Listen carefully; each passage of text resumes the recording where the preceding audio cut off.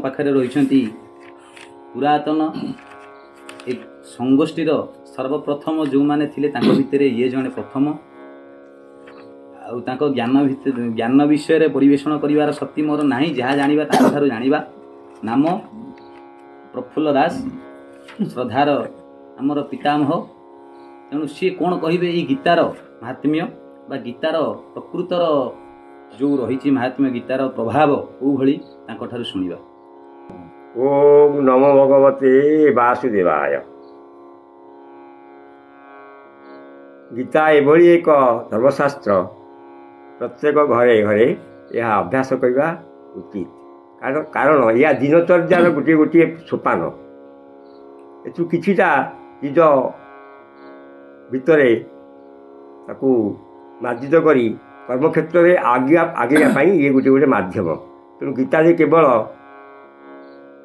शास्त्र ये हूँ वेद वेदांतर शास्त्र तेणु जदि आम कार्यकारी करवा किसी जिनस से आम भगवान गीतार कहते गीता सुगीता कर्तव्या कि मने शास्त्र विस्तृ जा पद्मनाभस्य स्वयं पद्मनाभस्य मुखपद्म विनिश्रुता।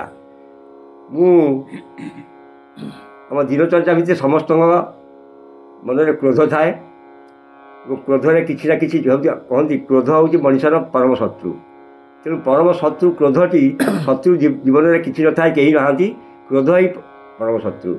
भगवान से द्वितीय अध्याय 23 श्लोक गोटे श्लोक कहले क्रोधात बभई समोह समोहात श्रुति विभ्रम शुंति भ्रष्टात बुद्धिनाशो बुद्धिनाशात प्रणश्यति।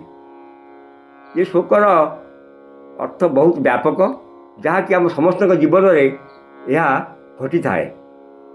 तेणु क्रोध मनुष्य परम शत्रु क्रोध द्वारा कौन हुए ना निजर बुद्धि भस्म हो जाए मूढ़ भाव को चली जाए एवं मूढ़ भाव आसला परे से कौन करे कौन कर किसी निजे जापारे ना से ये गोटे एक आमर चलाबाटर ये गोटे अस्त्र भरी ताकू आम कार्यकारी करें निजे तो कौन क्रोध भाव उत्पन्न है ये श्लोकटी मोर मन पड़ जाए और से निजक निजक कंट्रोल करें निजक संयम करें जहाँकि अन्य मैंने यू शिक्षणीय करने उचित जहाँफल जीवन सुगम हो पार एवं दिनचर्या एवं सांसारिक कर्म तुम्हें सुखी हो पार।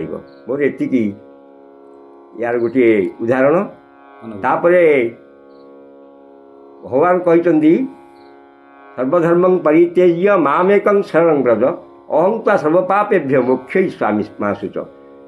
समस्त कर्म मोठा समर्पण कर तेणु आम जहाँ किसी करुचे जहाँ किसी करने जाऊे जहाँ खाऊे जहाँ आम कर्म भितर सब स्वयं भगवान को समर्पण कर कार्य अग्रसर हेले निश्चय से तुम पथ सुगम हो निश्चय विजयी हे। यह ही मोर गोटे अनुभूति। जय जगन्नाथ जय जगन्नाथ। कहबार तात्पर्य जदि प्रत्येक दिन आपण गीता पाठ करती जो भाया आमर विज्ञ पंडित मंडल कहले महाशय कहले जे आपड़ जदि प्रत्येक दिन गीता पढ़े निज जीवन संयमता को निज हाथ मुठारे रखिपारे जो गोटे भल व्यक्तिर परिचय सृष्टि हम। आज्ञा संसार में भगवान जन्म देइचंती जन्म लाभ करवा विद्या अध्ययन करवा कौन स्थान में व्यवसाय करवा विवाह करवा तापर घर संसार देखा मृत्युवरण कर ये गोटे स्वाभाविक जीवन किंतु आ ऊर्ध्वे आहरी किसी रही जार लक्ष्य नहीं भगवान आमको प्रेरित कर जहाँ आमको सुंदर भाव आम पाखे बुझे देले मनीष कौ भली संयम हो पार गोटे सुंदर व्यक्ति रूप में परिचित हो पार। तेणु ये पंडित कथा को निजर बोली मन करी गीता को सबुदिन अध्ययन करंतु। भगवत वासुदेव प्रीति।